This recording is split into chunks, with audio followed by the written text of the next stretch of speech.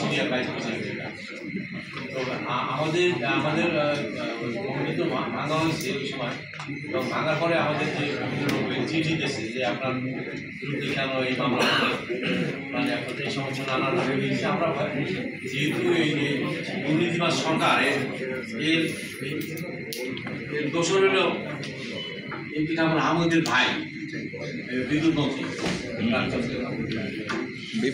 তার ভয়ে আমরা কিন্তু আর সামনে কোনো আগাই নেই, শুধু আমাদের ক্লাব নিয়ে আমরা করেছিলাম।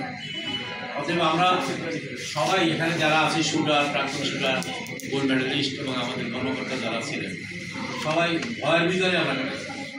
এবং এখানে আমাদের প্রাক্তন শুটার দাস, এই যে আমাদের কোচ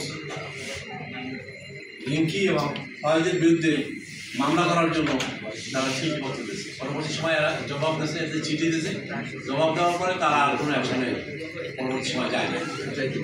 তাদের প্রত্যেকেই আমরা খুব